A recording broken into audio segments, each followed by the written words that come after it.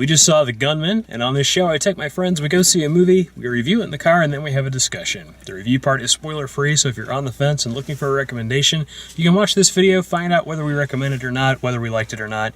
And if you've already seen the movie or just want to know everything we thought, you can watch the discussion video. There we get into the spoilers, we talk about everything and anything. These are separate videos now, so if you want to check out the discussion, there's a link to that. And this part, so The Gunman, we'd seen the trailers, obviously. Hadn't heard much about it other than that. The trailers looked kind of cheesy and silly. And it turned out to be pretty cheesy and silly. It's not a very good movie, mostly because of the writing, mostly because of the script. The acting is fine. There's some bad editing. There's things that happen that, like, one shot, someone's firing a gun into what you assume is the other shot, and then they switch shots and, like, one bullet has hit one person instead of, like, 7 bullets hitting everyone because they've screwed up how the two scenes are edited together, or the two angles are edited together.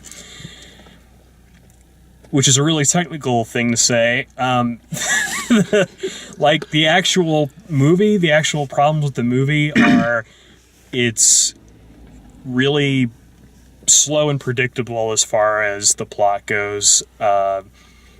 It starts off with this kind of political intrigue sort of feel and just abandons that in favor of being a very cliche action movie. And trying to show off the fact that Sean Penn is a member of the over 50 action club, which he does the best he can, but it's terrible writing.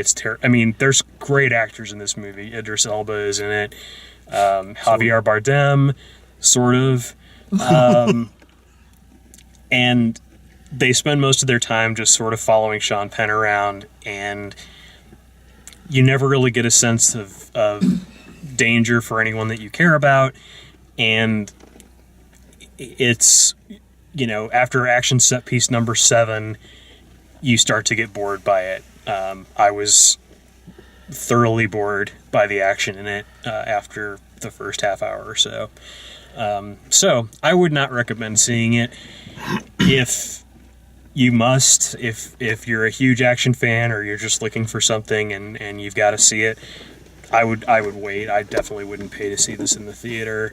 If you just need to kill some time and you don't mind a completely mindless plot, sure, I could see seeing it for that. So that's what I thought. What'd you guys think? I feel like this movie got made by Sean Penn going into a conference room and saying, "You guys know what sucks? Conflict minerals. Let's make an action movie around that." Yeah. And that's kind of what we got. And then, like Dale said in the beginning, there was like this weird political intrigue going. I felt like the movie didn't know what kind of movie it wanted to be. Mm-hmm. Mm-hmm. Like, there was some poor action, there was some poor spy espionage stuff, and then the poor political intrigue drama, and then just the overarching romance subplot. It was just all like all these weird, I don't know, it just wasn't very consistent all throughout the movie. I didn't feel like it knew what kind of movie it wanted to be, and it didn't do any of them well. Right. So, yeah, I wouldn't recommend it. I don't even see a reason to tell anybody to waste time. Yeah, seeing no. it. Just pass. Yeah, I gotta say that going into it, I thought I would have liked it a bit better than I did. I have nothing against Sean Penn, and I saw that he was one of the screenwriters on this. And yeah, that was a bad sign. A lot of it did feel like a Sean Penn vanity project in that there were so many scenes set up to showcase him, but without any interesting context. It was just, I don't know, it was just like watching a bunch of footage. So as a film, it is a bit muddled, and I can't like recommend it as just an awesome thing to run out to the theater and see. If it's on Netflix, it's definitely worth a watch, but I wouldn't go out of my way. I was shocked at just how bad this was. Sean Penn dominated the screen. I mean, he's a great actor, I give him cred, but every single scene revolved around him whether he was important to that part or not. And you've got great actors like Javier Bardem and Idris Elba who are on the screen for a cumulative 15 minutes, and that's being generous. It was completely wasted talent. It was a vanity project by far, especially with how much he had to take his shirt off. And zero charisma. Like, as much charisma as he has, his character had as none. a lead role, yeah. Oh, and the horrific plot devices that we will get into. Yeah. Just terrible all the way around. I was kind of blown away because isn't this a Besson film?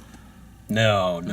I thought it was. No. No, it's not anybody that I mean, the only person in the writing or directing that I'd heard of before is Sean Penn, and my guess is that most of Sean Penn's contribution to the screenwriting was Sean Penn. his political agenda. Yeah, I mean, Like, he likes to talk about Africa, and he has feelings about Africa, and he's going to put them in there. There was all kinds of political stuff about Africa, about humanitarian efforts, and Digging wells. then he also managed a PETA plug in there. Mm-hmm. You know, just it was foul. It was just foul, and I can't stress how Yeah, much. I mean, it wasn't Sean Penn Saving Christmas. Like, it wasn't that bad. Like, as far as, like, him investing his agenda into the film, but, like, you could see it. I think I would have enjoyed that more. Because then at least, you know, they're Sean Penn saves the Congo. at least they're owning up that it's a vanity project. But no, it was bad. Don't watch it, people. Don't. Sean Penn saving everything. All right, well, that is our review. If you want to check out our discussion, spoiler-free, or with the spoilers in it, the link to that video is here. Until next time, thanks for watching.